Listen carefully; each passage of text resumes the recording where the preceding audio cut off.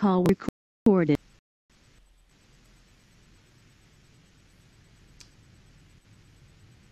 Balandi ya radio TV Bosembo mbote esika bino bozwami toye lisusu kokutana na émission na biso analyse et commentaire moko wa ba émission na kati ya radio TV Bosembo e tosangana mingi mokolo ya lomingo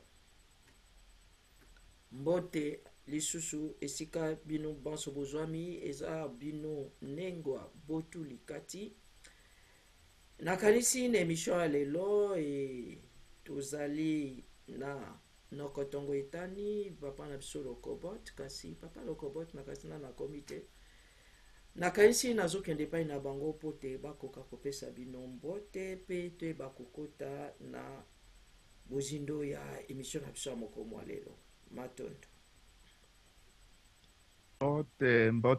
mbote na ndenge ya momesano tokomi deja na janvier 2022 donc mikolo ezokende mbango ndenge ya momesano analyse commentaire mpona masolo ya mboka mbote na mama kati na biso engwa otulu pe bonne année bonne santé makambo nyonso mbote na mama na biso Moseka Limbaya bonne année bonne santé mbote na Sandra bonne année bonne santé na libota mobimba mbote na bebundeli nyonso ya mboka banoko na biso monga wa tata bonne année bonne santé banoko na biso monga opeta ba ya Jovin na libota mobimba bonne année bonne santé na papa na biso oya simbi ngwende ya etumba na kombo ya Ebama papa Ebama mbote na bonne santé na bapapa na biso ba mbikai mbote na bonne santé na bandeko na biso nyonso tout Lokobut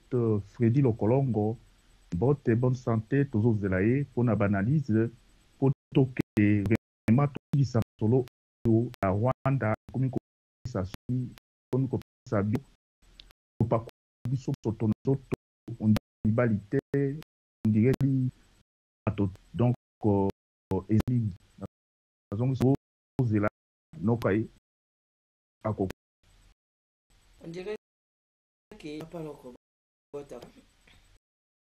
bonsoir mama donc patongo etani esengo mingi ya kozala na bino encore lelo bien ke nzoto eza mpenza makasi mingi te lelo malili eleki makasi me esengo ezali ya kozala na bino na batelespectateur na biso nyonso na batelespectateur na biso nyonso mpona kokabola mwa makanisi na mayema ezokoleka na mboka na biso mokolo na mokolo tozokende mokolo na mokolo makambo ebele ezokobima na mboka mpe tozokomprendre makambo mingi ya mboka yango ezosenga vraiment tokutanaka mpo tolimbolela bino bamakambo mosusu bozokanisa ndenge ezoleka eza ndenge yango tozomona mais en réalité oyo ebombani na nsima eza plus grave que ça lelo tomoni bolole motaka oyo tobandaki koloba la fille aînée ya opposition na Congo Nzokande ezalaki caisse to niche ya tous les traîtres ya mboka tokolimbolela bino ntango tokota na kati ya maboko masolo.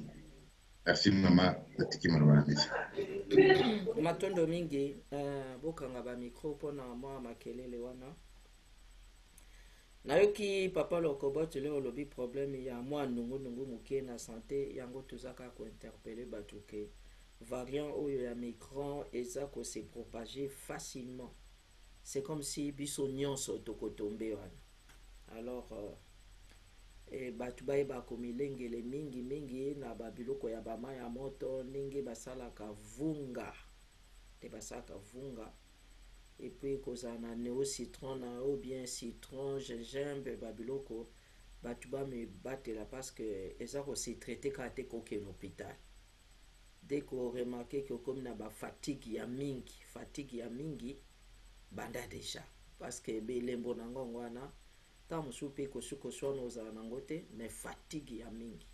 So remarke ke barime mpe bandi kosala yo et entamer déjà processus wana, parce que biso nyonso toza exposé nango, surtout biso mutu tozosala na bamisala ya bana toza exposé mingi. Bande en émission ya lelo toza 3 so na habitude, c'est-à-dire oyo eza principal, mais en dehors ya 3 points ya moyen ya koextrapole na ba sous-point mosusu oyo eza intéressant. Tokosolola na oyo ya déclaration ya présidente ya Tanzanie po ye pa moni ke il faut construire ba route ekoma ntina mboka na biso. Ye pa moni ke il faut ba renforcer économie na bango, il faut kokota na RDC ndenge batu nyonso bamboka oyo nyonso eza kokota. Mais toyebi na bolamu ke armée ya Tanzanie eza déjà na mboka na biso, mais tokolanda na masolo na biso na ndenge eloni ememia meme aloba polele, c'est-à-dire peuple congolais to pe bana ya Congo boza kobangisa batu te, yango na moto oloba ngo polele, donc azo défier bino pa kokota. Et puis tokolanda tokosola moke na déclaration ya oyo ya Chilombo ya Congo esi ekufa na yango. Et tokoya kosolola susu na makambo ya déplacement ya francophonie na Rwanda pour na 14 millions au bayibaki, est-ce que ezalaki jeté basalaki ndengwana après biloko ande tokosola kasi yambo tokobanda na na point na biso ya Congo esi ekufa, kasi avant tokota wana il faut toyoka Chilombo ndenge ye moko azoloba, kasi na bimi moke mpona kopesa matondo na nga na noko tongo etani esika zomi, parce que en tant que technicien, parce que ye mutu asali ke tokota na bandako na bino eza noko tongo etani nde asali yango. Alors tolanda video yango après sima nde toyebi na kokota na masolo na patience toye pona kosalela Congo pe ba Congolais, toye pona koyiba mboko te koboma yango te, d'ailleurs eloko kobomeza susu te po ese kufa. Dans la vie, tumoya alinikumbusha que dans la vie assez souvent il faut parler seulement quand et si tu as des mots qui sont plus forts que le silence. nakasi tolandi ba video mibale wana nazotiela subino moko video moko boye après nde tokoti na bozindo ya eteni eye ya déclaration ya Chilombo tolanda. Et quand il arrive à Lodja, il dit que là aussi vous dites quoi? Non mais il n'a plus d'espoir. Mais moi je me pose juste une question. Comment un pays mort ou un État mort peut-il payer à son président de la République, donner à son président de la République pour un mois l'argent qui peut prendre en charge la rémunération d'un président français pendant 10 ans? Le président français touche pratiquement 15 000 euros le mois. Si vous multipliez par 12, vous faites pratiquement 180 000 euros. Si vous multipliez par 5, ça vous fait 900 000 euros. Pour qu'il arrive à avoir ne fût-ce que 1 800 000 euros, il doit faire pratiquement 2 mandats, 10 ans. Mais nous, l'État décédé, l'État mort, arrive à donner à son président 2 millions de dollars le mois. Ce qui veut dire qu'il n'a pas compris les vrais enjeux. Le problème, c'est que l'État congolais n'est pas mort. Il est dans un état agonisant. Nous avons besoin que cet état soit réanimé. Et nous faisons appel à un infirmier en formation. C'est ça la réalité. Devant cette évidence, il devait plutôt dire à la population, devant cette réalité, je démissionne. Et il demande encore à cette population de le laisser là encore pendant 5 ans. Il prend 2 ans, plus 5 ans, ça fait 7 ans. Lui qui gère un état cadavre, il veut assez que nous... Non, mais ça c'est quoi? Ça c'est très dangereux. Comment peut-on avoir un tel discours? Vous créez le désespoir. Et je comprends pourquoi les enfants des députés jouent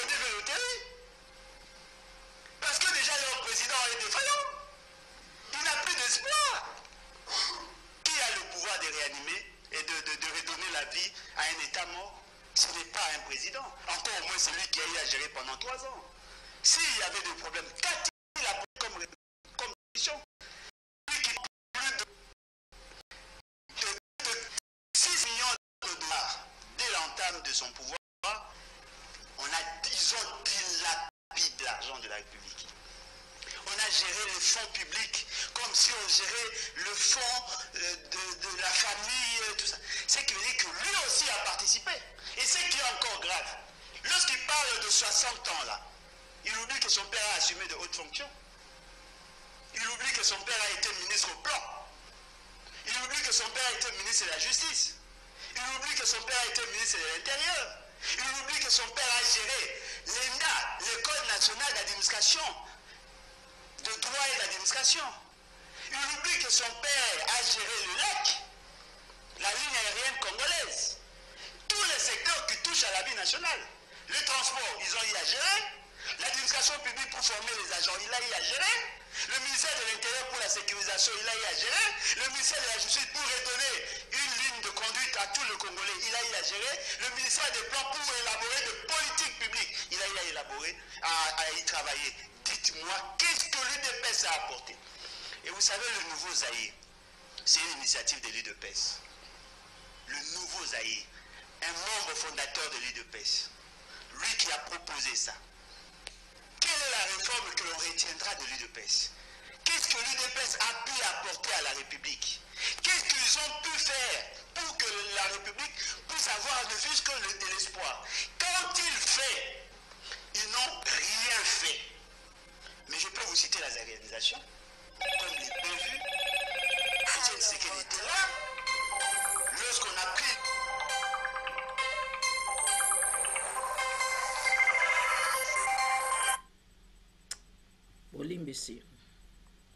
Olimbisi vraiment la vidéo. Et quand il dit que ne fût-ce que de l'espoir. Quand il fait, ils n'ont rien fait.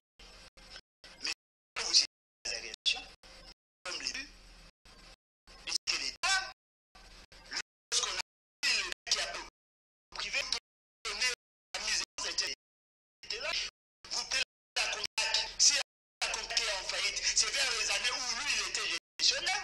Il y a même une maison de la société LAC qui a été prise par une famille alimentée.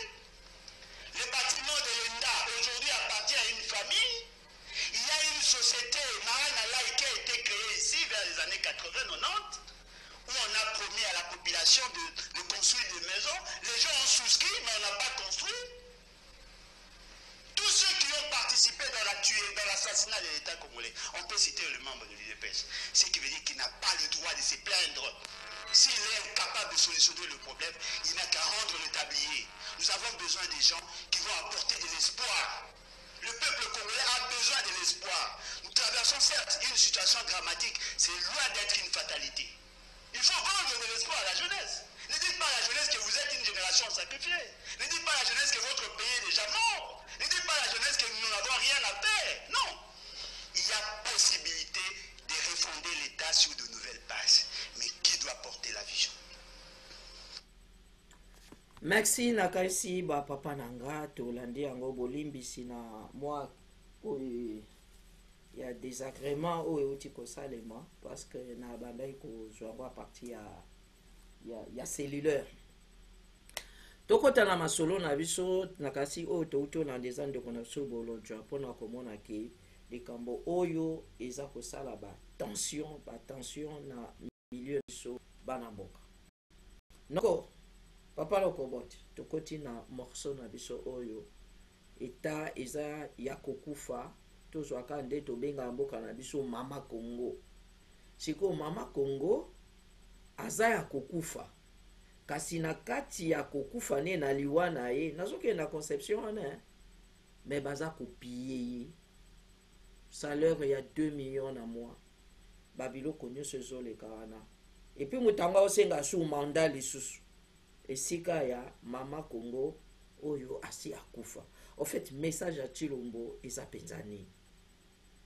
Message à Chilombo ezali que Chilombo azalaki préparé te mpona kozwa pouvoir, azalaki na incompétence babengaka notoire bato to bayebaki, sikoyo Tshilombo koluka eloko moko force wana mpo azwi goût ya kolata bakoko ozomona chaussure oyo ya kolata bilamba oyo ya bandaki kolata badiruka, lelo akomi kolata bacostume babiloko ebelebele wana. Donc goût wana na pouvoir na batapi rouge yango omoni ke Tshilombo epesi ye babengaka yango l'ivresse. Ivresse eza lokola kolangwa ya pouvoir, ivresse ya pouvoir.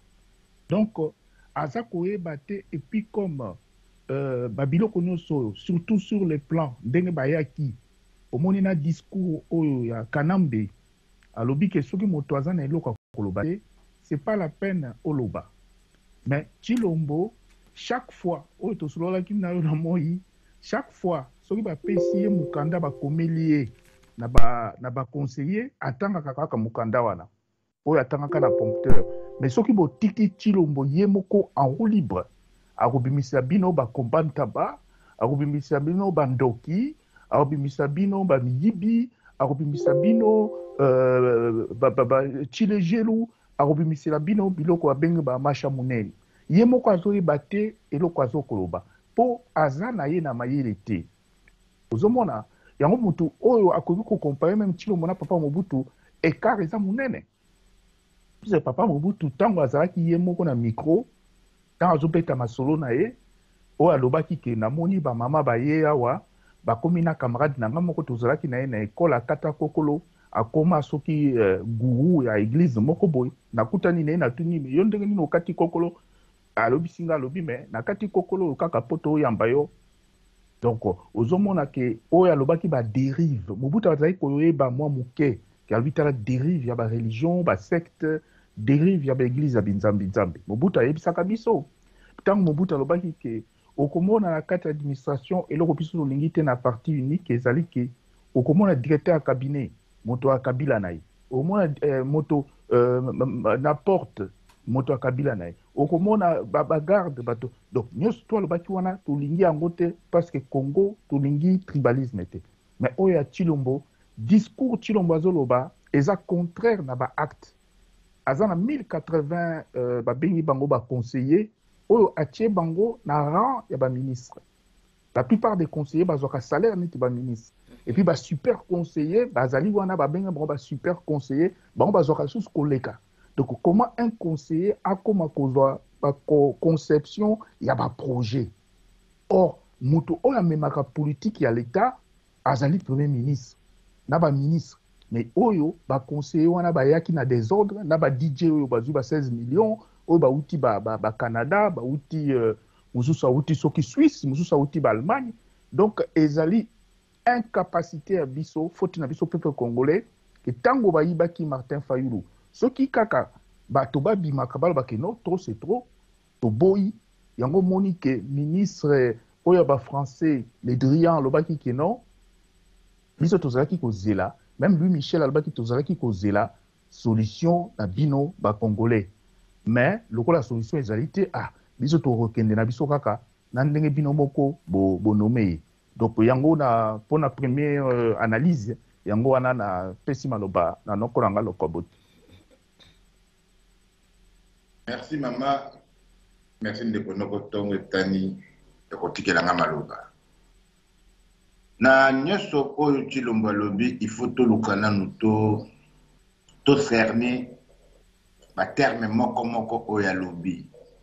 Mboka ekufi. Soki tolobi to tiango na français tokoloba te tokoko bengango l'état est mort. Tokoko pe kolobango l'état mboka eza na état tokoloba état failli. Topé tokoloba état effondré. Nyonso eza pratiquement bandenge moko mais eza ba différence moko importante. Soki tolobi totala nanu ndenge juriste français oyo Carré de Marbert a défini ça ka état d'une part, à l'obak est un mode d'organisation sociale territorialement définie. Et d'autre part, à l'objet, les alliés, un ensemble d'institutions caractérisées par la détention des monopoles, de l'édiction de la règle des droits et de l'emploi de la force. Et l'Ikolobanini. Et l'Ikolobake mboka yemoko mutu. Mboka ezaka mboka mutu ou état mutu eza na force légitime, il y a violence. Violence légitime, il y a force plutôt. Alors, et le Konini Chilombo Alinga Loba par là, est-ce que nous n'avons pas un territoire? Parce que Mboka a défini dans un élément territoire, population, dans organisation. Est-ce que tout ça a organisation? Tout ça a organisation. Est-ce que tout ça a population? Tout ça a population. Est-ce que et le konini et ça la kemboka et koma et pesa elongia état failli ou état en déliquescence ou même état effondré. Nous sommes exact ce que te longoli na lingala to pesa le komoko o ko pesa ko expliquer batonyo so très bien. Tokoloba ke en soi mboka ekufa kokufa ya mboka eza batu mutu babomaka yango. Lelo koni tozo constater na mboka na biso, tozo constater que na mboka na biso oyo ekoko caractère principal ekoko définir état, souveraineté, égalité. Parce que toujours la définition il y a carré de Malbray. Souveraineté, on a deux éléments. Un élément intérieur, autonomie, c'est-à-dire capacité, il y a la Colomboka, il y a une décision sur ma Kambuna Bango. Est-ce que Tilombo, président, a la capacité, il y a une décision sur ma Kamamboka et la biso? Toujours comme on a neti té. Ce qui te joue Mobutu, Maréchal Mobutu, est-ce qu'elle a la capacité à cause de la décision sur Congo? En tout cas, à moins que tu aies la montée Mamabé, pour tout le baquet, elle a la capacité à nater. Souveraineté est partie d'après définition juriste français, elle a indépendance. Indépendance, elle a vis-à-vis de l'extérieur. Est-ce que Mobutu a bandaki kozwa la décision, parce que dans l'époque à Kasavu Bouté, il y a mon Kasavu Bouté, Mobutu, Maréchal Mobutu. Est-ce que Maréchal Mobutu, vis-à-vis de l'extérieur, Azalaki na il faut, il y a Kolobana, sous point de vue sans que va influencer la décision. Certainement oui. Tout le monde n'a pas de décision, même si, mais au moins, tu dis que Mobutu a tellement dans les Nations Unies. Alors, juif, Israël, point de vue par rapport à la relation entre Bissona Bango et les pays arabes. À tant de conséquences, au moins Mobutu était indépendant. C'est-à-dire quoi? Mobutu, dans le régime Mobutu, on avait l'autonomie et l'indépendance. Où il s'allait que tout le pays était souverain. Et l'eau Bosso, Bamona Kamboka wana ezali Bukaya solo. Mais ce qui te joue, Natango, ya papa oyo, ya tata oyo, usurpateur au Kabila, na boya kakotanga période nae, parce que namona kangone ezali un trou noir dans notre histoire. Kanambe n'était pas venu au Congo as la président, ya Congo, mais ayaki ko condamné Congo. Azalaki ko sala musala na ye et période wana po nanga na période zéro ya histoire ya Congo. Yes, Kasiko Ye Chilombo. Est-ce que Azana autonomie? Quelque peu. Maintenant, ce qu'on dit, à travers ma camébélé, tout le monde a de comprendre que ni autonomie, ni indépendance Azanango. Donc, la période du Néé, c'est quand le bimbo qui Koufi, c'est tout à fait normal. Parce que Yemoko Ayebike, Azana, élément. La souveraineté. Mais mboka ngwazo lo ekufi mboka oyo ye azozwa ndenge ndeko na biso bolodwa a lobby azokozwa biloko ya mboka ana oyo ezosala ke envoiement. Alors tu peux conclure facilement que yende mutu azoboma mboka wana to azolinga bomango pour na nsima alobaka mboka esi ekufakala. Parce que je vois très mal mutu oyo ayebi ke mboka ekufa banda kala andima kozwaka bamontant ya niveau wana faraminu na compte ya na kesi ya mboka wana. Pourtant ayebi ke bato na mboka wana mboka esi ekufa. Kokoma na ye ya kondima kozala président. C'est-à-dire que au préalable ayebaki déjà ke mboka ekufa. Soki akomi andimi akoma président mpona avoir to po abongisa mboka wana. Point d'interrogation. Oyo tozomona eza kobongisa te. Oyo tozomona eza kobongisa te. Lelo na ye comprendre que le plus grand traître, alors, donc on n'est plus jamais président. D'ailleurs, on a bien tout présenté. Na kolinga kutu mutu nyonso oyo ko yolanda biso ayebake.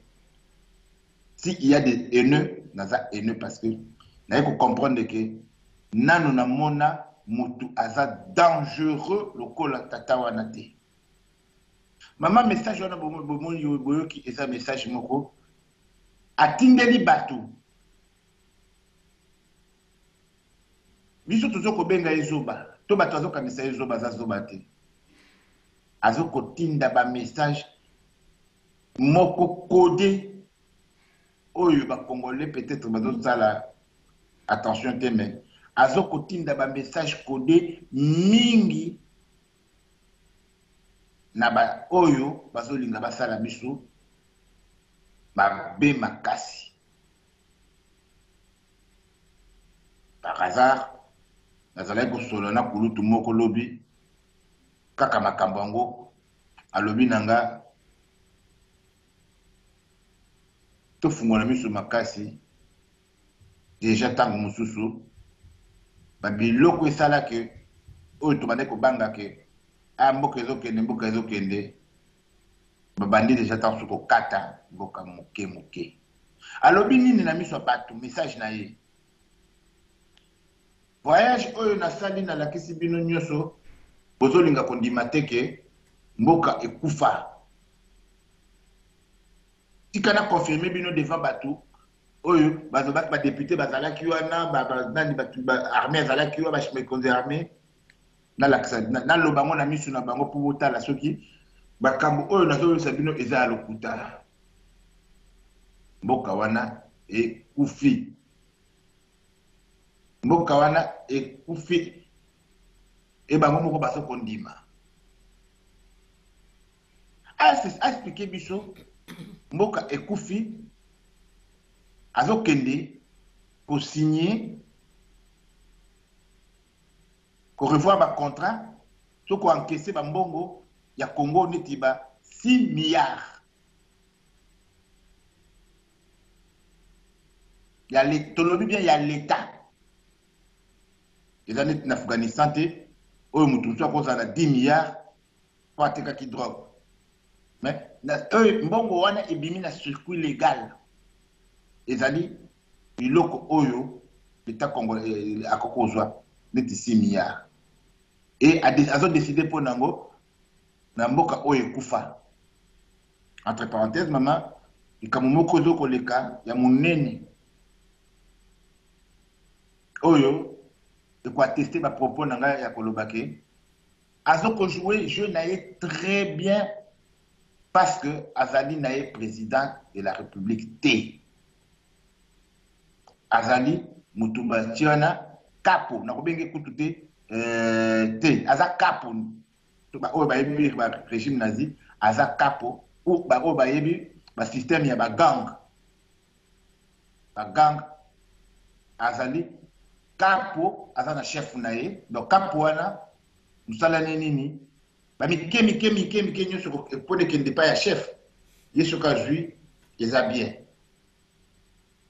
donc à surveiller ka ba petit oyo misusu basala misala eza histoire ya ministre na ye oyo a contredire ye aboyi asala likambo oyo ya lingi oyo apesi mibeko ministre économie na ye Kazadi asali yango 2 fois ya liboso asalaki yango na société oyo bazokobenga Digi oil oyo lelo Congo ezo perdre 639 millions de dollars ya mibale azosala yango na société ba chinois oyo ezwa tanke fungurume 6 milliards de dollars na yango tokokoloba soki ayebi makambo te to azosala bozoba lelo tokangi ndoki ya monene bato balobaka mboka ekufi bandakala na ntango Maréchal Mobutu te na ntango Maréchal Mobutu tokokoloba l'État est en déliquescence lelo tokomi État effondré ndenge nini tozalaki na ntango Maréchal la souveraineté la tribu nyonso ya l'État ezalaki mais gestion nango eyaki mwa mobulu État effondré elingi koloba to existaki État ya Mobutu ezalaki lelo État eza te Echilombo alingi apesa ba oyo balobaka ke mboka wana existaka susu te raison et rôle wana azosala yango très bien mawa mingi na biso bakongolais oyo tozolinga kolamuka te na misu na biso baoyo batangi na baoyo batanga te baoyo abwanya na baoyo abwanya te tozokomona ndenge mwana wana azokomema mboka na biso na liwa mpe tozokotala yango lokola oyo ya boyema Chilombo a un message et na lobby yango mboka ekupa devant bato nyonso mokili mobimba boyoki na lobby yango devant badéputé congolais basali na bango eloko te balobi eloko te voilà ndenge na interpréter likambo wana merci mama natikma lwangisa merci kasi lere ya alobi mboka ekufa alobi maladi oyo eboma mboka te so nalandi bolojwa ndenge alobi salaire ya 1 mois eza salaire ya président français ya 2 mandats e na kati maloba eloko kufi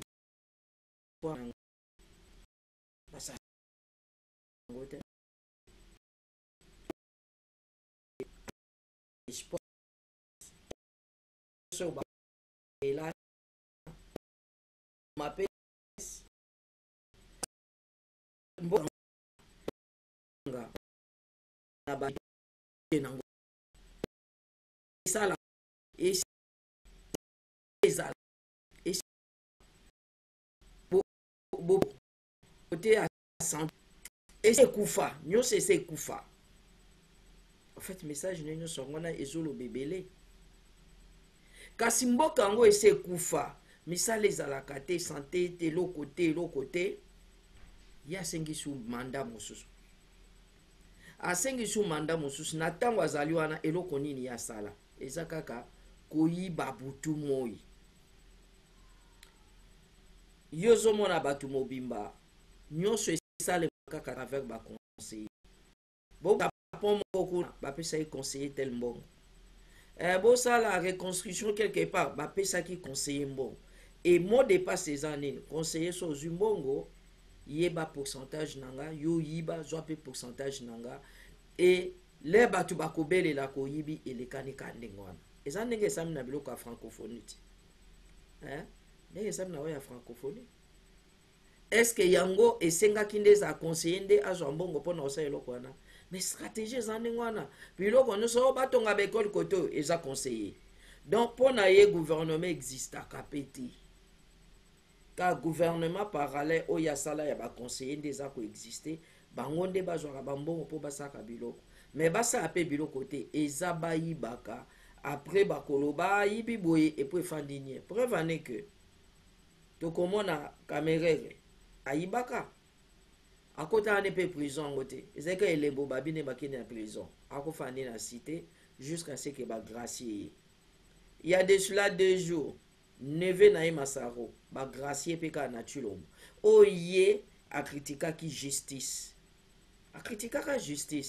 mais agracier moyibi mais bamiyibi bango bazongisi mbongo te mais baagracier bango ezokende so tobi tozwa liste eza molai et nyonso wana eza nini eza ya koboma mais sika yango ya kokufa asali décor ya corruption déjà décor yango asali yango ndenge nini asali yango na namoni message moko eleki wana est-ce que radio ezoleka malamu ok merci décor ya corruption justice moto na ye seni moto na ye e moto nde oyo aza na seni auti konome mpo mona baventure ezoyeka na mboka wana na place au soi-disant ya secrétariat ezaki revenir na MLC ye moto oyo aza mokonzi ya seni oyo aza mokonzi ya seni ye sikoyo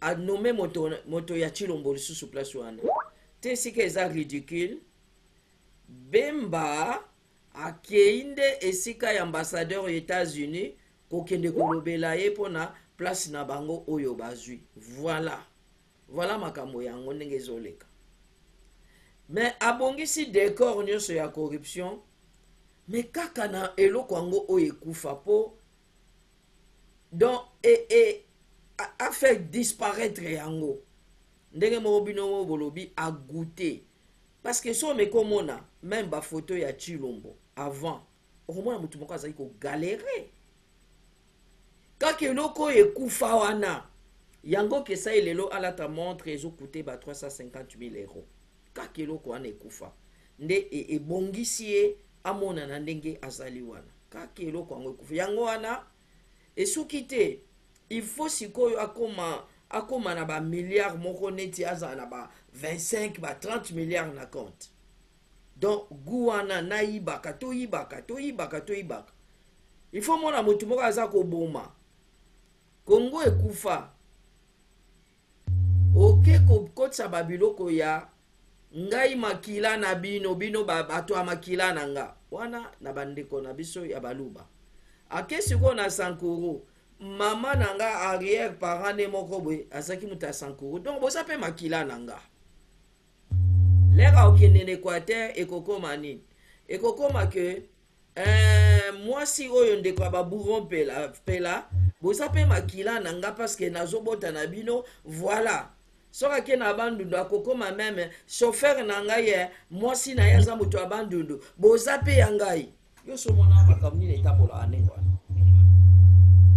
pona eloko yango ekufa pona ye bon sala ba aventure ndongo lingi mais eloko eza marrant na nyonso malgré nyonso wana eza cautionné na bana ya Congo olocho alobi partout bazoloba na mikoso wana bato mosusu baza na mboka bazoloba mpo na yango mais le bato bauti oloba et après epasi nango ndenge c'est-à-dire eza na baoccasion ya minene oyo esalema baoccasion ya minene koyosama ke peuple lelo atelema alobi onana marre moto ya sote occasion esalema ya minene kasi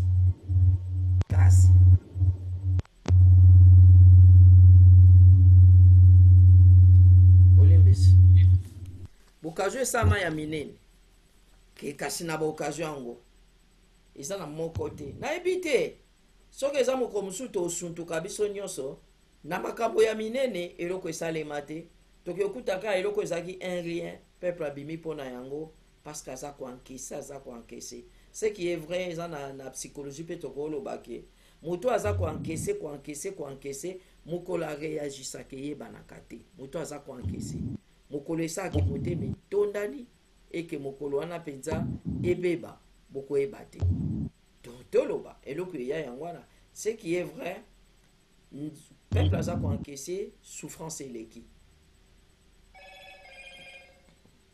tokende kaka na babiloko oyo ya francophonie tokende oyo ya francophonie 14 millions oyo epesami na assemblée oyo ya francophonie wana botonga bosala babiloko mpona koyamba biloko ya francophonie na mboka bamboka nyonso eprofitaka na yango mpona koconstruire mais talo esalemi wana kaka conseiller bapesi mpe kaka na conseiller na gouvernement parallèle et comme je eza wana yoyiba mpo eloko wana elongwa awa soki lelo na francophonie yango bolongoli Congo bo pays francophone so balongoli Congo oyo ezolanda eza Rwanda on dirait que bakandidat ezalaki Congo na Rwanda alors soki Congo asali boye mbala moko eke na Rwanda mais eza biloko moko ezalaki déjà préparé que francophonie ekende na Rwanda kasi mpo ekende na Rwanda il faut esalema ndenge nini yo koyiba et puis pourcentage mosusu ekote pa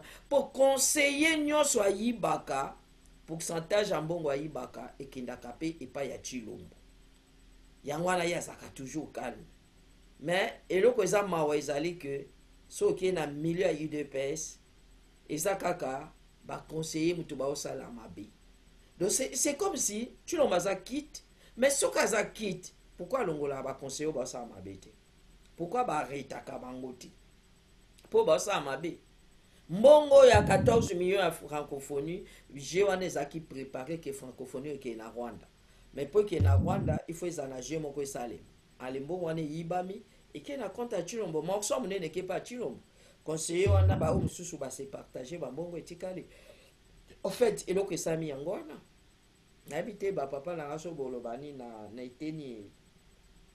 Oui, mais parce que bango bayebi ke bazali na délai ya mokuse na kati ya délai ya mokuse wana déjà dès le départ omoni toza na mboka moko ezali ke soki ozo ko gouverner bazalaka na mbongo dimaka na budget mais ye Chilombo tango bazwaki pouvoir wana ya 100 jours déjà donc mbongo 400 millions de dollars wana balingaki basala geste moko balakisa bato ke bazosala yango moni ke lokola ezalaki budgétisé te donc balobaka gouverner c'est prévoir prévision eutaka na budget ministère ya plan baministère nyonso donc ye moko Chilombo azosala kaka système ya Kabila po Kabila mpe azalaki na gouvernement na ye parallèle eyi koloba ke bato bazalaki na ba ministre wana ye azalaki kokipe te azalaki koyoka kaka bato na ye baboshab bamende bato na ye bazalaki wana bango bazalaki kopilote makambo mais Chilombo tellement ayebi pe te kosalela yango akokaki koyiba mbongo mais asala quand même moi réalisation etikala mpona postérité mais bango baza koyiba tellement en désordre que bayebi pe te comment quelqu'un azalaki DJ na Suisse opesi ye azala ba projet ayebi kutu te projet nini koloba nini ayebi kutu te ndenge nini tokobanda koma moto alobaka na bino naosala 50 note technique ngai bilomba natanga na Suisse nazwa badiplôme lokola bino na Kinshasa te badiplôme ya moniato badiplôme na bino ya kosomba ngai nauti na Suisse. Donc est-ce que na ndenge mpe babengani Kamere est-ce que Kamere lokola na procès à 100 jours tozobosanaki na procès à 100 jours juge yani akufa est-ce que Kamere te mpe asimbisi etouche alobi ke bon na bacondition ya libération ya Kamere alobi bon nga mpe nalingi motu wana azala lisusu te ozo comprendre yango ozomona ndenge nini kaka bilomba bazwa ye mbala moko ntango Kamere alimwe awa aza na France tozoluka ye ke ye mpe bilomba balandela ye est-ce que eza bacondition na bango te toyebake mboka eza na kati ya mafia mais mafia wana Tshilombo aza dépassé par mafia liboso ezali place ya Kabila puisque Kabila azalaki na plus de 80 sociétés aza nango ti lelo Olive aza na 80 sociétés baza nango ti lelo baza na ba Kabila aza oyebiki aza na ba action na société oyo babengaka Tesla oyo ezosala banini ba voiture électrique à société américaine oyo ezalaka na Allemagne donc oyo ezali baza kotala mpona ba voiture électrique Kabila aza actionnaire. Donc Kabila mbongo na ye makambo na ye nyonso ndenge asinya deal bakoki kosimba ete yango ozomona bato na ye baproche vraiment Kabila bakoki kosimba bango te eza bakalev eza ba John Numbi eza ba oyo baza na ye wana donc bango basimbaka bango te.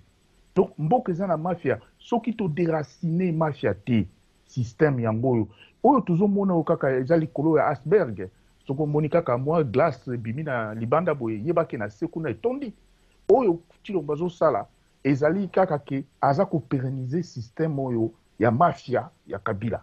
Donc soki tosali nyonso te tobenga na Tshilombo na mafia ya Kabila te tobanda kaka kosala banalise ti tokosala banalise epo toza na malchance toza na ba homme politique te oyo bazali bakoki kozwa ba risque ya motu lokola Lumumba bazwaka ke azaka na 36 ans azokoyebisa roi de Belge face à face azwi risque mais biso ba politicien wana baza na moi bazoloba boye na butu bakutanaka entre bango poto motu lokola Mbemba balongo baprometaki ye azwa secrétaire général ya CENI lelo bakamati batie conseiller ya Tshilombo na bamboka mosusu me ba marche bandi na bamboka mosusu bato basiliki po bomoni ke Kadima za kuna muluba conseiller bati wana ya IDPS conseiller ya Félix na CENI kuna na juge constitutionnel kuna cour constitutionnel muluba pour ba cour d'appel muluba ba cour nyonso ya Gombe boye baluba na baluba donc boko sala comment boko ke na ba élection o eza biaisé l'élection oyo boyebi ke à la fin bakopesa kaka bango bakokabula kaka Kabila azwi ba nombre de députés allez Félix azwi ba nombre ba députés Mbemba bapesi mwa ndambu Katumbi bapesi mwa ndambu Fayulu bapesi mwa ndambu donc bakopérenniser kaka système oyo eza faute na biso moko soki tozo ko réagir te eza faute na biso donc tokende kaka boye il faut kotelema soki totelemi te tolela te napesi maloba. Oui, papa Tongo Etani, oui, maman Kati, Ikambozo Koloba, Eza, vraiment Nanzela. Na utaki Koloba yango. Na utaki Koloba yango ke tozana kati ya mafia. Tozana kati ya système moko oyo, président de la République, soi-disant, Yemoko Azakapo. Likambo oyo ozo koloba mama Kati ya jeu ya francophonie. Lelo bimi na poisa. Lelo bimi na poisa. Omoni poto eza lokola États-Unis te eza monene tellement boyebani te mais mboka lokola Belgique eza centre oyo moko aza na poto to ba o baza na poto mingi toyebani ezala baza na Suisse ezala baza na mboka nini na camarade ya Tiyoyo o ba bien mais comme bimisa malobati bakomi mpe koloba te. Est-ce que bokondima ke mbongo wana ekomi na Congo ezali transféré déjà na Rwanda?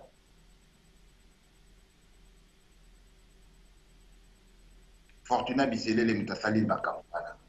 Mais si ils ont transféré, pourquoi le conseiller à Ibi? Eh ben, dans le bino bande koné ba komi koloba ke il n'a pas grand-chose. Il n'a pas grand-chose. Mbongo wana ba pesaki 5 millions na société moko ya ba Libanais. O basana ba ramification na Rwanda. Pour la fondation. Batonga 12 immeubles wana. Et ça peut permettre Rwanda et sa visibilité. Et Félix ne travaille pas pour le Congo. Bana Congo, il faut boyer. Félix ne travaille pas pour le Congo.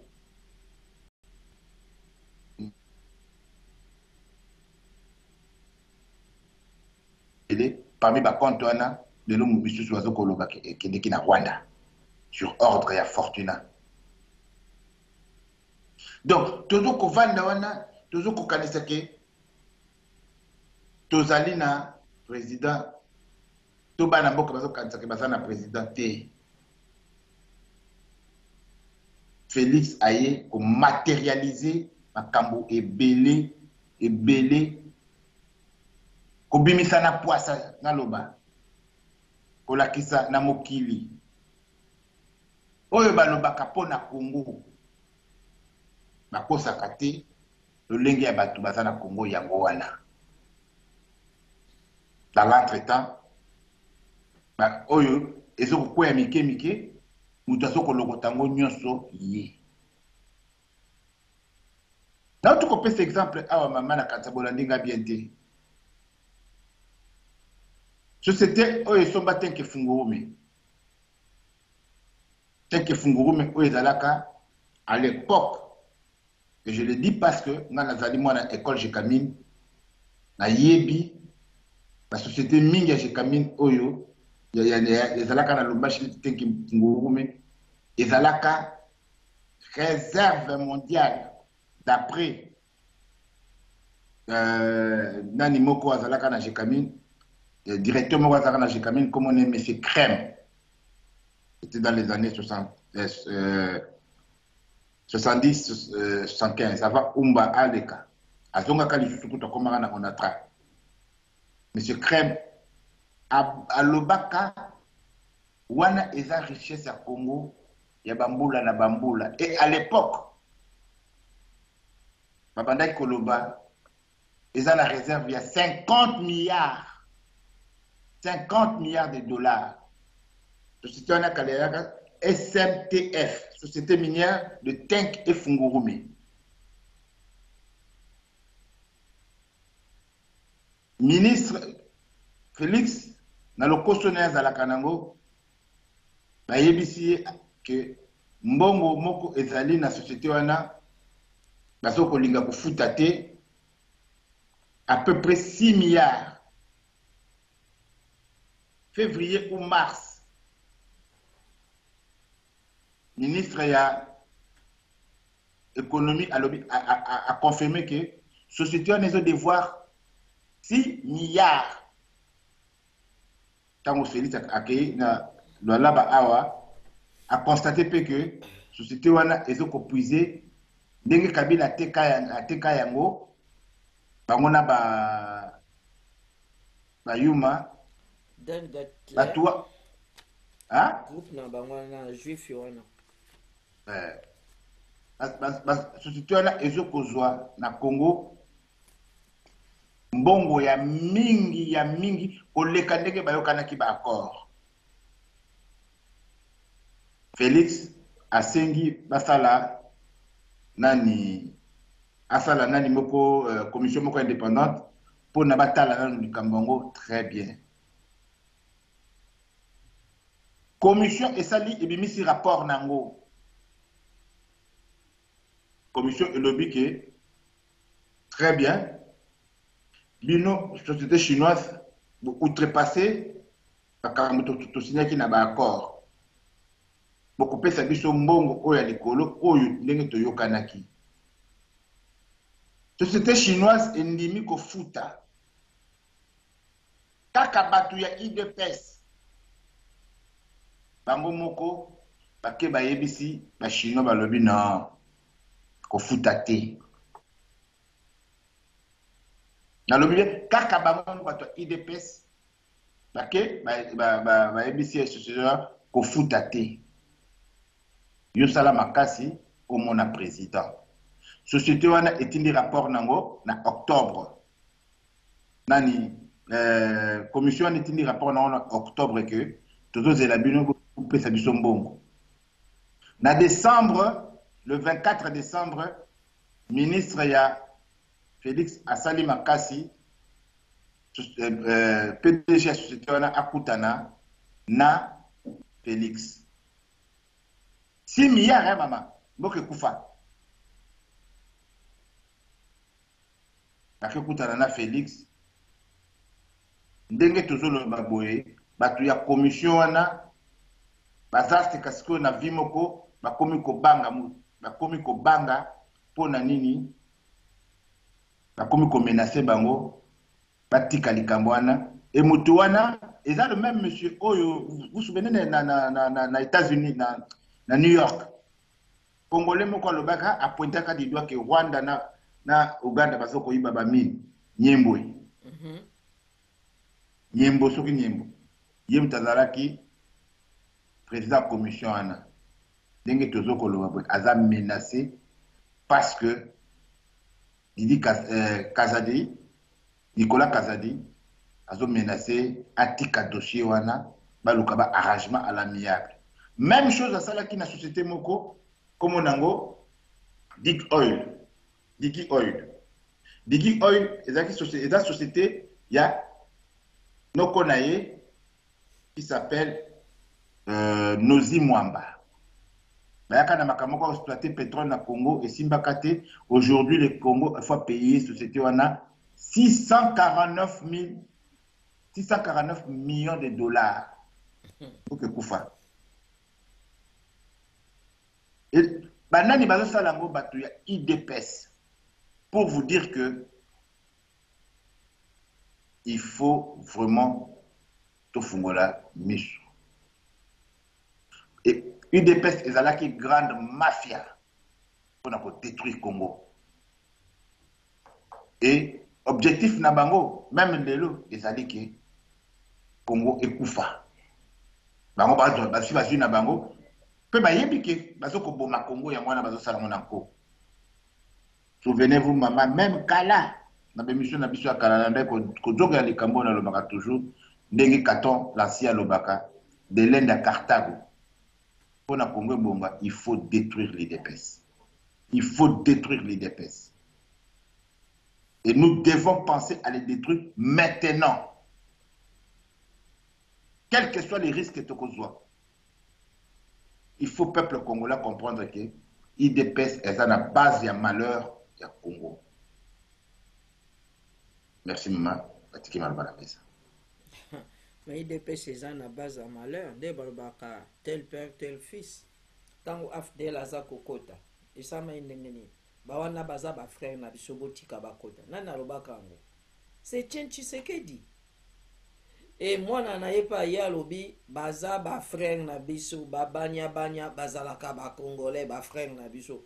Oko remarqué expression que taka na bango et papa na san cité baki ko signer bloc comme ça ba robert ba congolais hein okuta ba bloc ba signature belé Etienne Tshisekedi atiki akosi malade ake na Afrique du Sud ake ko kitana na Éthiopie kuna ake ko signer ba mikanda donc papa signa biloko ya ba balkanisation moi nazo ya ko accomplir yango na nakamo na batu mususu na yekuta osabe me papa na zaka malao papa na sala malamu neni o yazo sala ju yango papa na e o azo sala eza biloko papa na ko sala mwana zo continuer yango hein papa na zana eloko moko te ya malamu sana na mboka wana mutakomisa Mobutu dictateur monene na ba bloka ba manifeste ya ba parti eta IDPS c'est Tshisekedi na kasi batu balandi na video na ndenge bolojo alobi yango. Donc, IDPS, c'est ça, et le comment il y a mafia, même la carte IDPS, po IDPS etikala eloko ya Etienne Tshisekedi nini basalaka eza na bato baboma bango na poison eza na bato o baparlementaire debout na bango batia bango bapression po eloko wana etikala na IDPS. Donc eza mpenza machine moko ya mafia na mboka na biso. Nga nakanisi lelo ke so tolibere mboka nakanisi tokoboma IDPS te ekokufa yango moko.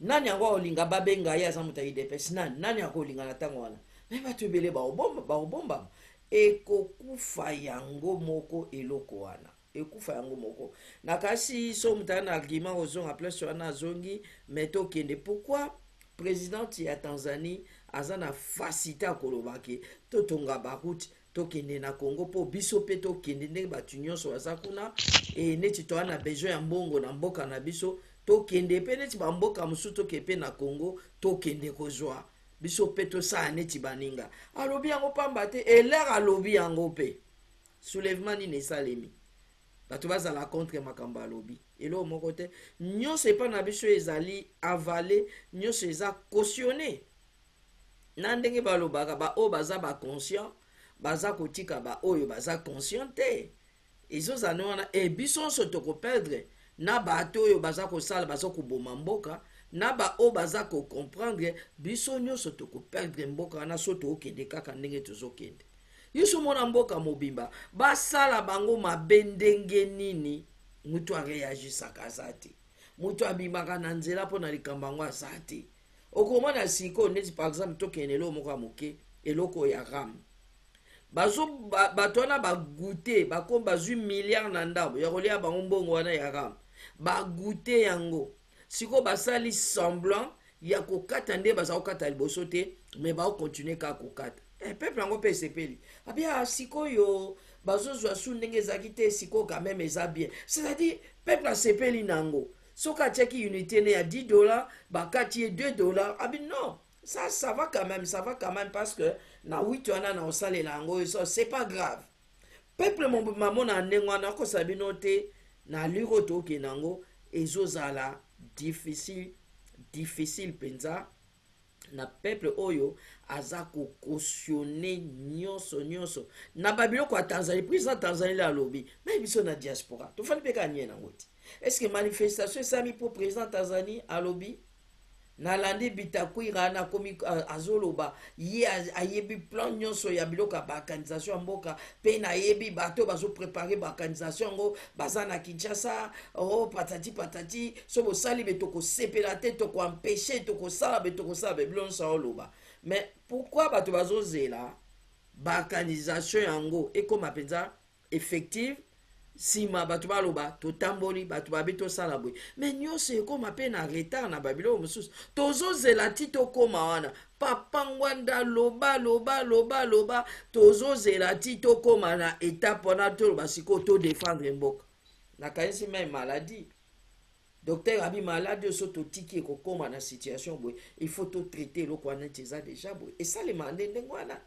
ekosalema te ke donc maladi wana eza ndenge wana bon ekoma non na niveau monene mais niveau monene ekosenga bino makambo ebele ekosenga bino gymnastique mo makasi ekosenga bino bandenge ebele makambo ekoma makasi mpo bosala yango nalandi mpenza papa ngo alali abanda koloba mais biso nyonso tolingi na biso oyoka te ngole aza kokosio bande ona ngai déclaration ya président Tanzanie même diaspora inga réagir même diaspora inga ke réagir mais biso so toyoki yango to lobby kaka koloba ndeka noko alobi ande bino mo bolobi to bandaka kosala banaliste mboke kokende to sali pe analyse asuka voilà to kenango président wana alobi tout bonnement peleka alobi boye asa bongisi déjà troupe naye pour l'air bayo ça la construction comme atina Congo inge bani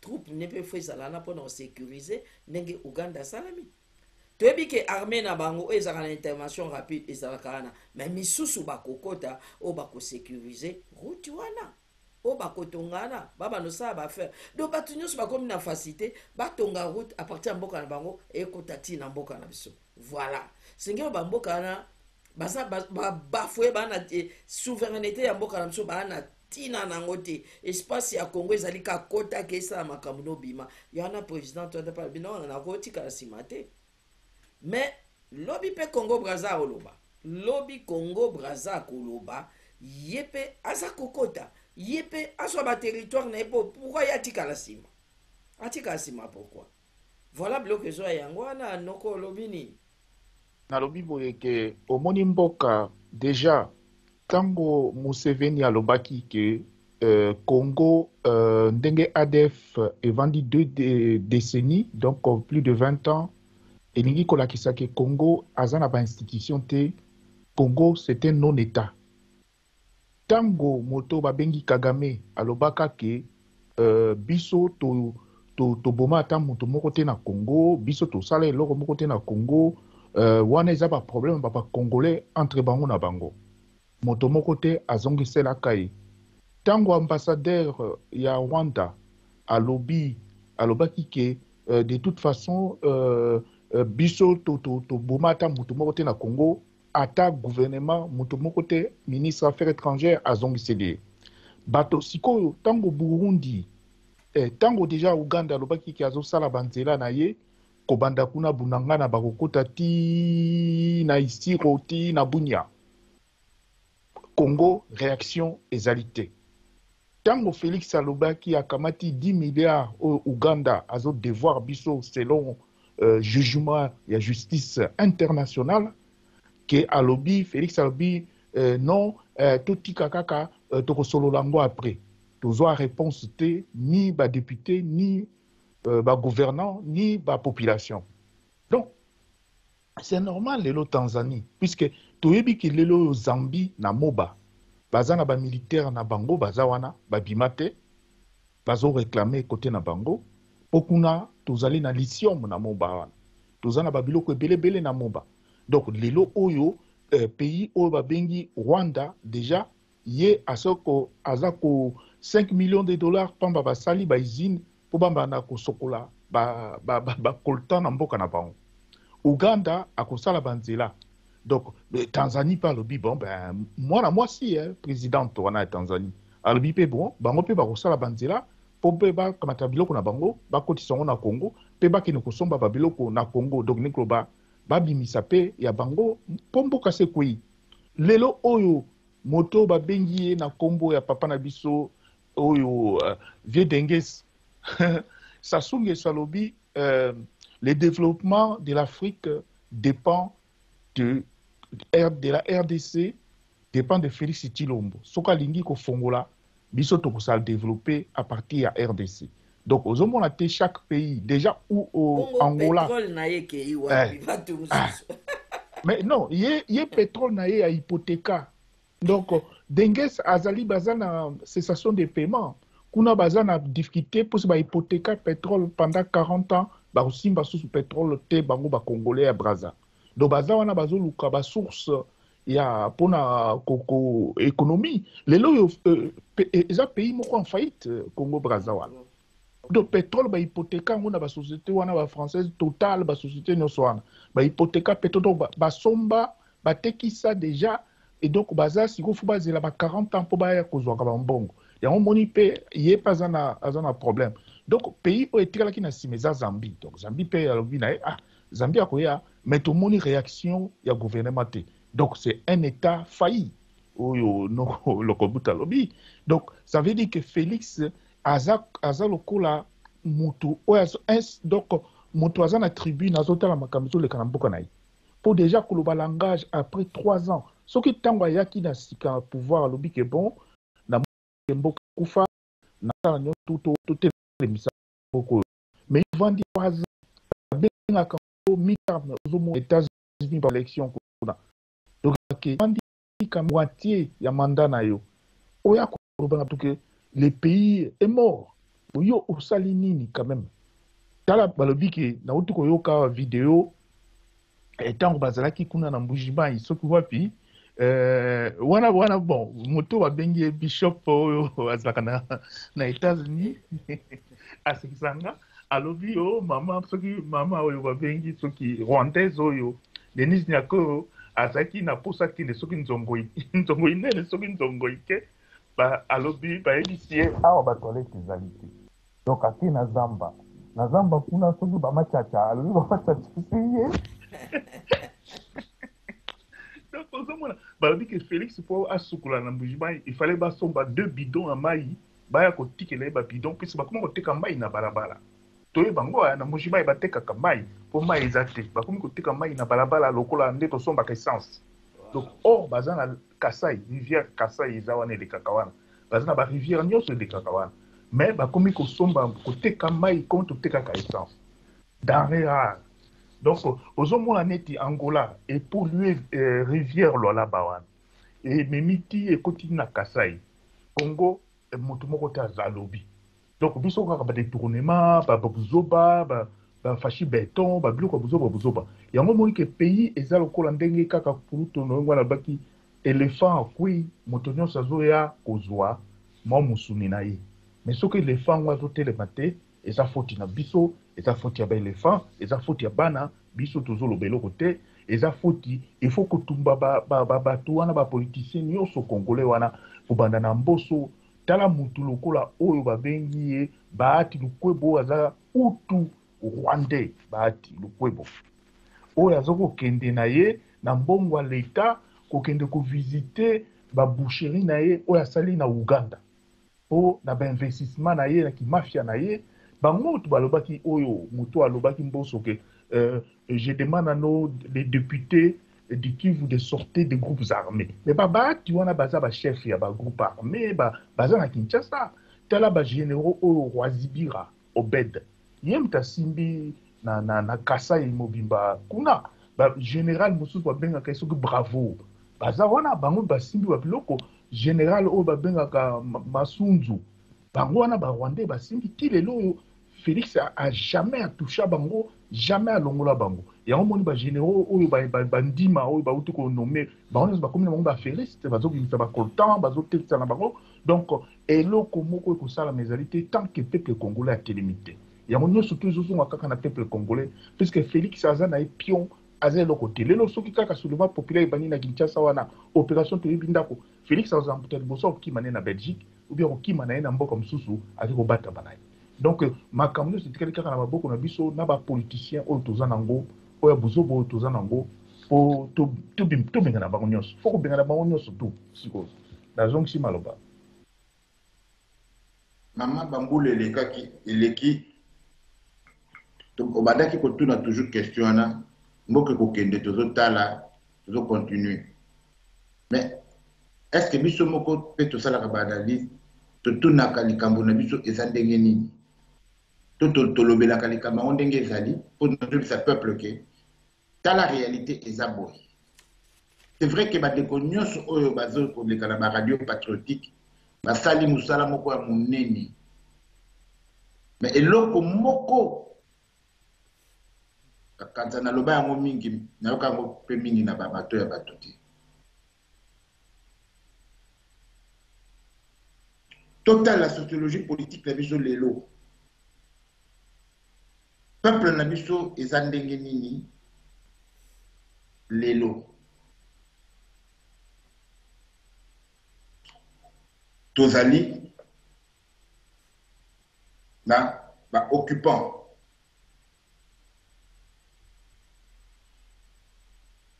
wana entre population na ba occupant et bato baza na kati kushu wana est-ce que tu expliques peuple na biso baza banani tolongola ba sentiment tolo baza ba sous-traitanté baza ba exécutant ba capo baza ba sous-traitanté baza moins que ça ba capo ba surveillant kaka. C'est-à-dire, toute la classe politique, quand je dis toute la classe politique, na longoli mon côté, exception à ça, te bango nyonso baza mabe et baza ba traître. Bango nyonso. na image te que union sacrée bimi na ba oyo bazalaki na Kanambe bakoti na union sacrée bakomi na bango kusakana kuna ozomona image wana te neti ntango de Gaulle alibéraka France barésistant babimaki ebele na bavrai traître babimaka barésistant ndenge moko na biso. Toute la classe politique, je dis bien toute la classe politique, na exception ezate bango nyonso baza na kati ya lisolo wana ya koboma Congo. Tobakisi parti moko oyo nazo kozongela koloba, il faut to détruire IDPS. Il faut bana mibali bana basi ya Congo oyo baso ko comprendre lelo pas IDPS en sala bato o ba moni déjà que ezalaki nango mbongolo ya pamba. Ezalaki nango mbongolo ya pamba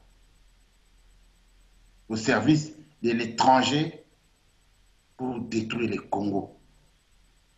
Babanga IDPS te. Ba mesana koya pour s'attaquer na bato bon ndongwana. Bon démystifier IDPS. Monsieur Bosala yango. IDPS eza parti oyo et tchebiso na pasi mama na pasi. Il faut nazo kozongela yango, il faut détruire ces partis na ndenge nyonso et to melate ceux qui même faut provoquer guerre civile pour ne pas éliminer Batowana tout ça là yango pour to batela héritage ya biso ya bana na biso héritage o bakoko batike la biso pour tout que la pe bana na biso ce qui était génération na biso ne mutu to za la condamner devant bana na biso que papa maman botike la biso le côté bomi et loko o bakoko na biso batike la ka biso nyonso pour te cautionner biso tout toujours cautionner existence ya parti wana biso tout toujours cautionner makambo nyonso le kana Congo nazo kozongela notre malheur c'est la classe politique. Tout le monde alors, exception exacte. Et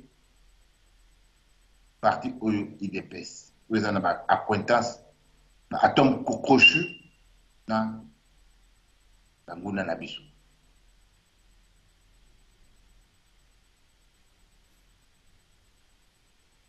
Mais surtout ça, un mouvement, il y a résistance.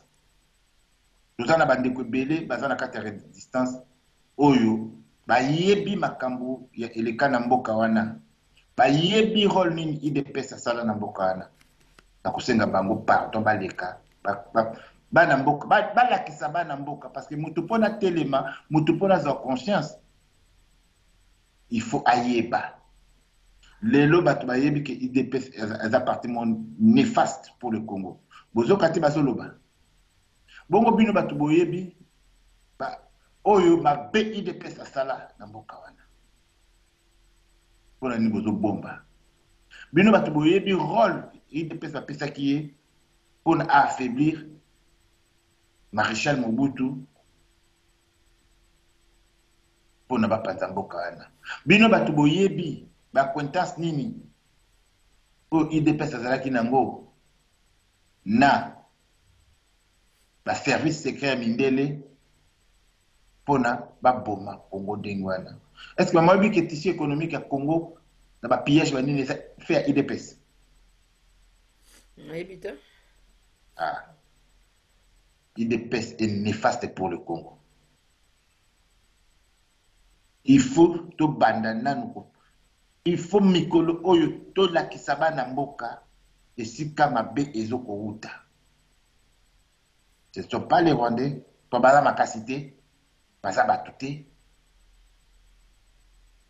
C'est d'abord, la politique. et na parti wana IDPS, surtout parti wana IDPS. Merci maman, atikima parler. basali mabe mingi na mboka okozwa mai makambo ezalaki ya basoi-disant massacre na Lubumbashi ya baétudiant, c'était toujours IDPS na tête Etienne Tshisekedi. Bangai basala yango mpe na université ya Kisangani, mais baéchouaka quand même kuna. Et soki okei na marche le 16 février, il y avait une main cachée ya IDPS azaki na batu na ye oyo bakotaki pe na marche babandaki koboma bato à partir de l'intérieur. Ozo imagine ke botambola na marche bato baza na ebandeli bazwi masasi te, me bato baza na kati bango nde bazwi masasi. Bazwaki masasi ndenge nini? Bazwaki masasi parce que bato mosusu baki na kati ya kati bango nde babomi bato na kati.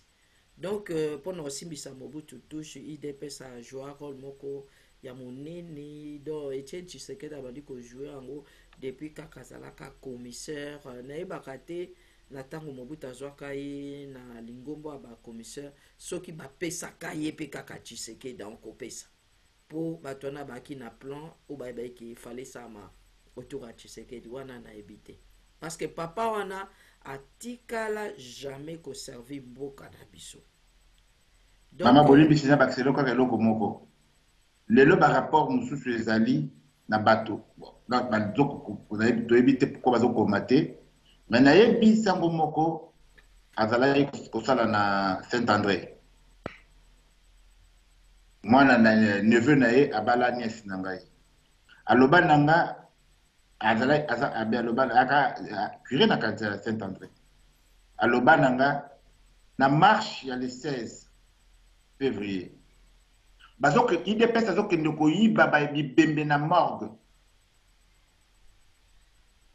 Donc morgue ya hôpital mibale na limité wana bondeko donc na Saint-Joseph na kanisa intention wana eza nini soki ya konuire te.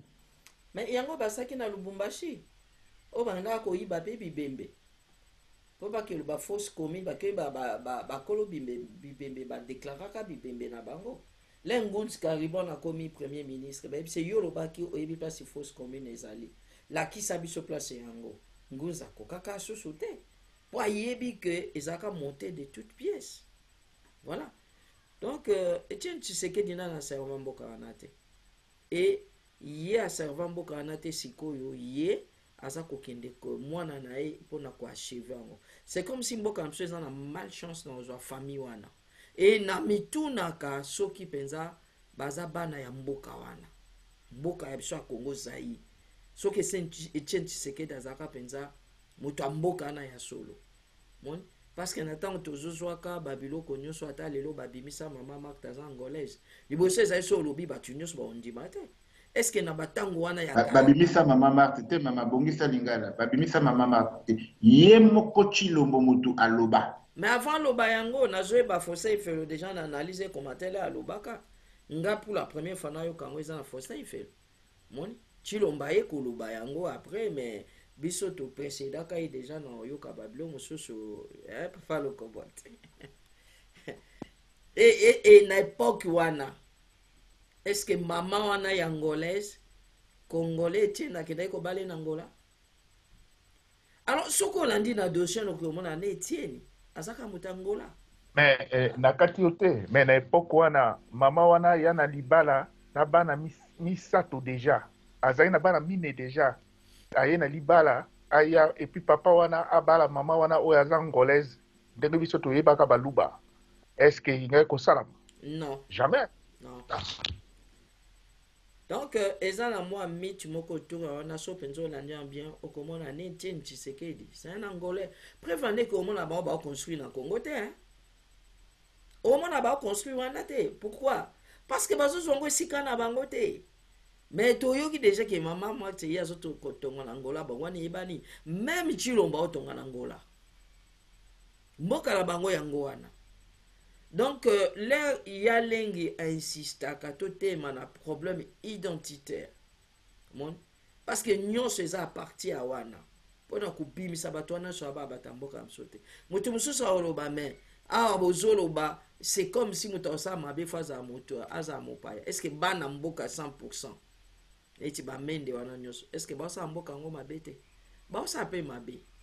Yango pezo sa teke to dénoncer okuna te parce que za ba 100% bazo ça.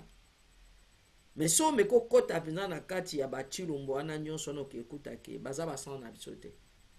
Baza ya bisote. Hein?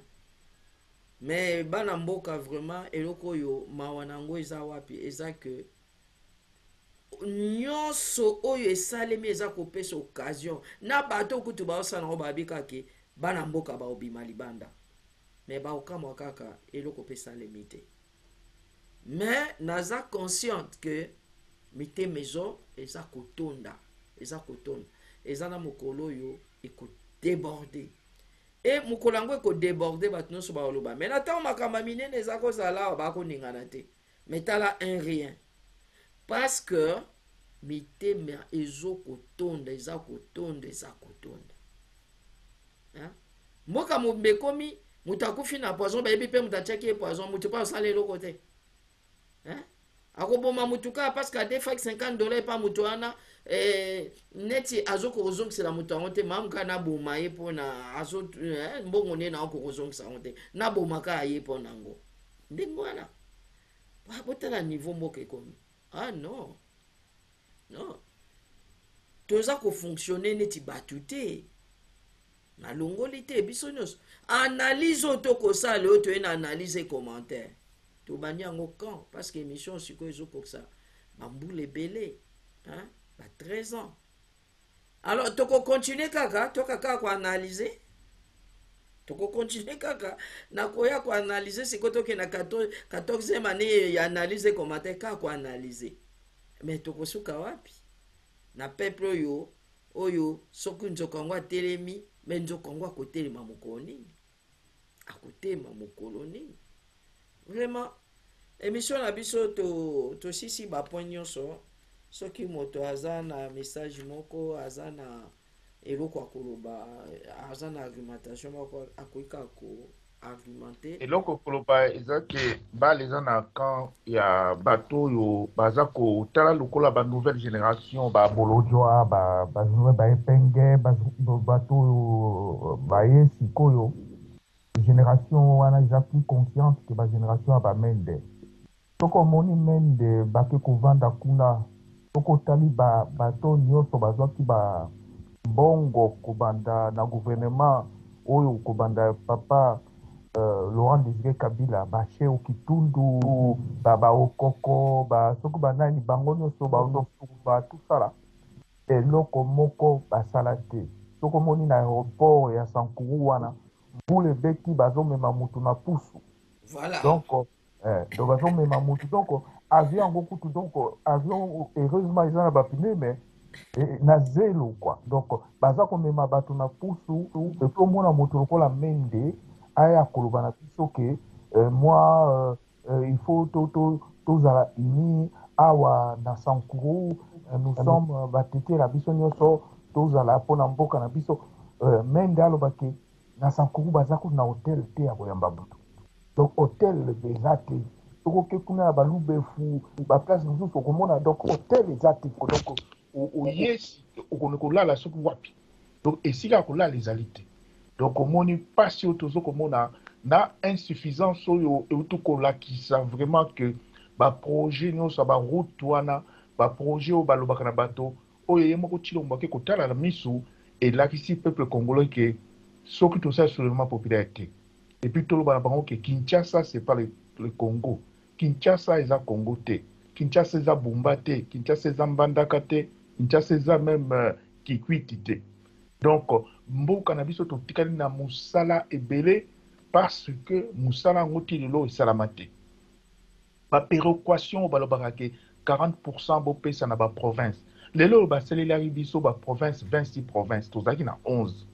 tozalaki incapable ya kokota mbala moko na ba 26 province déjà ntango boza na 11 province bozokoka kutu kosala baroute te sikoyo bokosala 26 province bokofuta bato wana ndenge nini bato 11 province bozokofuta bango te omoni bainsuffisance eza ebele na mboka wana yango tosala makasi tobengana Félix Tshilombo kobengana système ya Kabila omoni Kabila alobaka quand même que azalaki koluka 15 Congolais tala lelo yo ba transfuge ba komi moto lokola Cheo Kitundu akende pa Félix moto lokola Mende sonité alongwa kuna akende place ya Union Sacrée. Donc Union Sacrée n'a pas perdu ezaka kandenge moko tozo zelande ka mokolo oyo Kabila koloba pe ngape na koti na Union Sacrée wana la boucle sera bouclée quoi.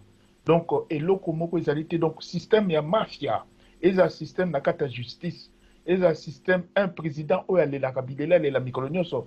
Donc oyo bonza to mboka komi na suka siko eza bale eza na kana biso oto bengana système mobimba na to sala guerre na Rwanda bomoni ba vidéo na tinel bino na télévision rwandaise bazo seka ba congolais ouais bato bazo luka ba guerre mitema mabe ezaka ka Fayulu Mozito na Onongwanda oya kufa yemta koma ba livre yango monique ba congolais na ba clergé ba catholique ba ke kotanga ba livre wana yango moni ba komi ko attaquer biso mais biso te Congo muta okabulango ezali te ba richesse à Congo eza ya Congo donc on ba rwandais donc ba kotisa ubwenge na bango même na télévision na bango mais biso moko même gouvernement congolais bazo ko répliquer te mais toujours ko banga ba rwandais nazo comprendre te basa un territoire 26 000 km² za lokola Belgique et kokota soki 80 fois na Congo donc population ba 11 millions d'habitants biso toza la 100 millions d'habitants et loko nini tokomi bulembu et loko nini buzobo ekote biso na nzoto et loko nini toza incapable ya ko changer ba soda nyonso to baza na est wana pona ko tia ba soda ya sika mboka toza na 100 millions d'habitants bokoko recruter ba soda et pas nyonso bolingi. Donc eloko teleka ka foko bengana Félix minute nyonso azoleka wana na bokonzi eza lokola azoko enfoncer biso na cimetière toza déjà na kata cimetière tozo tikela tant que tosali coup d'état te ou tosali mabete tozo ko tika mboka et s'enfoncer biso moko tozo ko tala ko nazo msima loba papa olobande di na koloba likamo moko nayoki ou bien na sepe na sepeli la nouvelle génération. Ce sont des nouvelles générations où pour la plupart bazangi courage. Nouvelle génération ezoya mingi bazangi courage. La kokumisa groupe ya bandeko oyo tozoko bolojwa parce que basi bayebi esika nini bakangi biso oyo balobaka monkole esika bakangi biso kati parodi ya ba élection yango nde mutu ezosala ke bazoko pérenniser to bazoko pérenniser occupation pe bazoko lia biso moke lokola érosion ezosala na littoral. Baboya eloko wana ya élection. Mais Olandi Mustafa n'est pas téléméli Fayulu. Nalandi très bien. Ah. Nalandi très bien. Ce qui n'a pas le banado tanga bolodjo nebi pourquoi. Ba jeune belé oyo, baza kuna lelo. Il faut pas comme un langage moko. Il faut tout le banabande qu'on a biso boya élection mutezo kosa biso. Ezo kosa biso te mais ezo ko bimisa neti un état normal. Non. Ce qui le population lobi que to boy élection. Donc là on a raisonné. To boy élection to boy président. Donc on a raisonné. Mamati Lelo Tozo Koloba, le même ministre de Y'a Félix, Y'a Finance, a bloqué paiement, Y'a bas fournisseur, Y'a armée. État de siège, écoute ça la mandengini. Armée eza na ninité. De l'autre zone, ba armée eza na mandoki. Même ba casque au ba soda ba lataka. baza nango te basoda bakendeke sans casque. Wow. Baza même pas doté na tenue, les fusques tenue. Baza nango te. Quel beau symbole. Et bozo koyoka Fayulu azo koloba toboyi kadimi. Est-ce que lelo tozo koloba na moya lelo akokoza na idée mususu te? Kaka élection. Akokoza na idée mususu te? Alors posez-vous la question que mais batoyo bazo komona bazo sala erreur. Bato bazo sala likamoko mais ils ont quand même résultat. Bazo sala eloko mozo ma même résultat. Pe bazo tingama na yango c'est que bato bazo kosa. Bakomi kokosa. Bazo kosa. Mais na lobi Kagame la akoti wana. Ata so bayeba ite na mkola liboso Kagame akoti. Mais mokwami bale bayeba ki aza wana. Ba oyeba pe qu'après. Et bongo ba Fayulu baloba ini. Basa ini. Basa kini. Depuis wana silence monti lelo yo.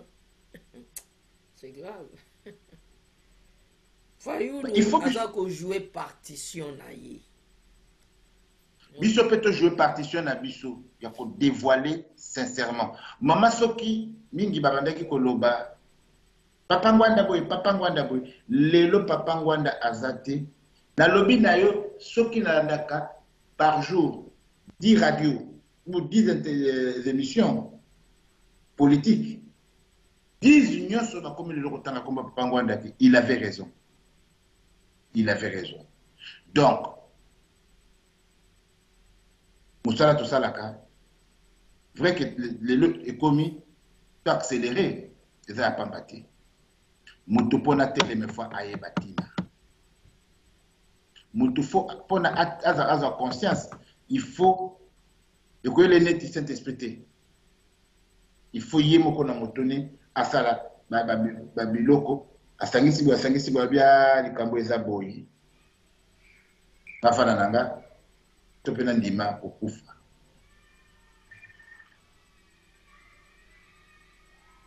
Lelo ba Congolais ceux qui tozo komona te. Tout na lobby bien tous les hommes politiques. Bango nyoso sans exception bazo ko trahir Congo. Il faut que sukola bango.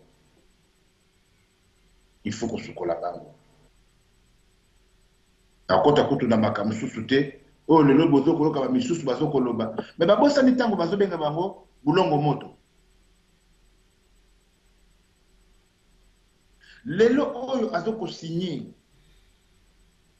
pour na minembwe basala yango ba continuer o azoko pesa bango force azoteka ba mapango na territoire ya bafulero si mwana ya politicien moko azala Kinshasa na si natanga kombo na ye awa botuna bandeko bafulero lelo bazoko se plaindre ya kolobaki soki ezalaki mutu mususu tondimi me oyo pasi ya komona mwana mutu alobaki azala président ya Congo azotekela ba Rwanda ba territoire na Minembwe parce que Minembwe eza nango eloko moko batangisa ba droit parti ya ba Fulero ba Bembe ba Vira territoire wana. Est-ce que tu es politicien moté? Est-ce que bandeko ba Congolais ba yokaki Banan doit protéger. On m'a laissé attendre Kazana Union Sacrée, va passer ba soda. Congolais lingo ibate. Na lobaki na yo, pe na zozongela mama, ba Congolais ba milingi te. Ceux qui ba milingaki, les hommes politiques mo baza sona Congo telelo. Ba Congolais ba milingi te. Muto milingaka avant d'arriver à bombo ndele toto vanda poité. Muto milingaka mutu moko ko le kalikolo tia comme c'est esclave. Nzambe kutu kolo na biso. Atia biso na mokili libre. Olingi olanda olandi. Olingi olanda satana, olandi satana. Kaka yo. Biso ba Congolais tozo koyeba te, tozo komona pe tozo koyoka. Ba oyo bazo kusala biso mabe. Tozo continuer ko applaudir bango. Pour nini pour tomilinga te. Ceux qui tomilingaki mais IDPS c'est une seule partie na mboka wana te. Tala net exemple à muke mama. Likambo na zobetela bino likambo munene oyo ya Nicolas Kazadi. Oui basali nini? Babwakele bino ubwenge mama Bobi akufi. Liboso adolinga mama Bobi. Et botala ndenge sali buzz na ba réseaux sociaux. Botala ndenge sali buzz na lingana tu na bato ya Maroc. Hein? Mais c'est faux. Mais c'est faux. Mais c'est faux. Ils ont la carte nini base wana. Bolongola makanisi na makamba minene na détournement oyo leki na présidence oyo président na bango ya IDPS aza na kati. Ikamba 6 milliards à Nicolas Kazadi aza na kati. Ikamba 14 millions oyo ya Bilomba aza na kati. Pour 14 millions ya na boyebi tolongo nini?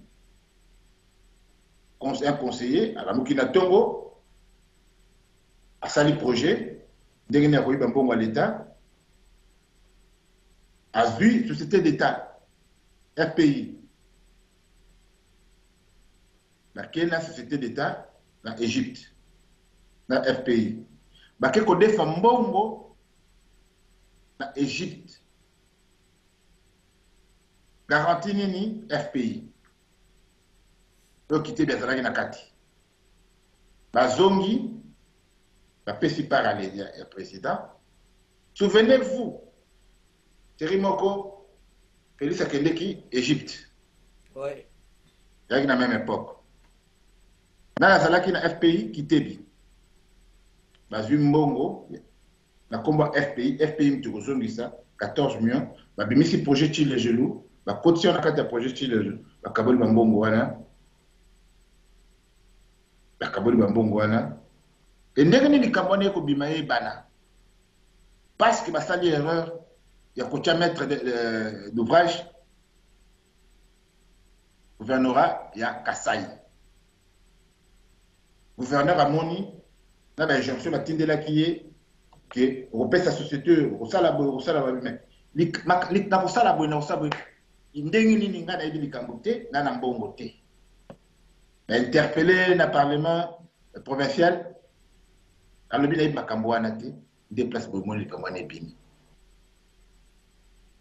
Ce qui va passer dans le parlementaire dans le monde de Kamouane Bombani. Bongo wana va définir l'Égypte. Et ça scandale mon parce que Félix a na 14 millions de francophonie. Moi na a commis akima kia komi koloba. Ok? Ba mituna na kate ba conseiller mbongo wana eza na présidence. Mususu ekende na Rwanda. Et pona kolongo zape makamyo sona fo bimsa ubongi na bango nde ba mesana kadi yoshana onde ba mesana ba conseiller mama bato akufi on dirait bazata na tina akufa to abika soki ba la tina na. Comprenez ce que le kutana? Ouais. Merci maman la tikna la mesa. Elo nyonso zakane bandeli pe na suka bazwa batala bato bayibaka liboso na bango bamususu bayiba bambongo mboka kasi na bamboko bo bakimelaka bayiba pe bango bambongo yango po bayibi ke bango bayibaka ebele bakosuka nango perdant ekozalaka mboka parce que bambongo babimisi mindele pe bakoyiba bango voilà oyo ekoya lobi mais na nyonso wana soka totala boye iko nyonso tokozalaka na pinzoli mikolo nyonso en tout cas émission na biso esuki awa bonne guérison na ndeko na biso Dino Wile namona ifoto mo Dino Wile na hôpital namoni video oui azalaki namoni ye autosala video sikoyo na ndenge bakotisaki ye na ambulance na ndenge azalaki vraiment na mbeto hôpital na masque donc azwaki corona na ndenge abiki et puis bon aza affaibli mais alobi aza en bonne santé. Ok, aza siko na ndako na ndako. Ok, c'est bon. to intention moko malamu mpona ase rétablir vite azongela biso na etumba. Merci na nzambe na makambo nyonso oyo elekani mpe mama na profite pe na pesa piège lisusu na papa na biso docteur tozala nini émission awa aza éprouvé na papa ya mwasi na ye ya mama na biso donc akufaki lobi donc pensez moko piège na baibanso bakolanda émission ye papa lokoboto ngelo balikama nalingaki kaka na pesa docteur Bomboto na famille na ye na mama la sincère condoléance na ye. Okay. Merci. Merci émission la biso Sukiawa. Est-ce que message ezali nango azana maloba ko Message ezali sur le mot populaire opération Toibindako. Message ezali que à partir ya mercredi radio ya Apareko ezongi. À partir de mercredi prochain, radio Apareko ezongi ndenge ezalaki après tamor otozwaki radio Apareko ekozonga, c'est-à-dire que la radio patriotique ekokoma jusqu'à ce komi sato ekokoma misato et en tant que chargé à presse nakosenga na bakonzi Apareko pe bandeko cadre Apareko tokoti na tango suka ngonga ebeti que chacun apporte sa pierre à l'édifice. Ok. Mais une précision. Radio Komisa Tutoana Bosembo, na radio Apareko, comme on a eza nini, na to éviter. Et puis na radio nini, oui, ko eza 3. Et comme 3. Na kopesa komba radio ya Apareko kalateza faza la mabele, ikambo mabele to mabele mo kondiker tout comme ça. Et maman a mis sur tout l'IP à chaque radio nae au service de la résistance. Merci beaucoup Nagashi, une émission où ils ont enregistré na TV Botoule, donc émission peut écoler Kalabandeko émission Sukiawa noko toza kotondo yo mingi parce que yo mto sali que tokota na banda quoi batu balanda biso na émission yo zaka double brassard donc oza journaliste na émission et puis ozo tia biso so simbi technique kuna na otonda pe papa na biso lokobot na kasi papa lokobot ba message penza fo salema na ba maître Nico kuna parce que na kasi émission open na hôtel yango na ba misala o baza kosala ba bolo tya bango nyonso na kasi émission e tokotiela bango balanda yango. Donc bandeko botika malamu émission na Sukiawa et ça peut abino NBC nengwa botuli kati. Ciao.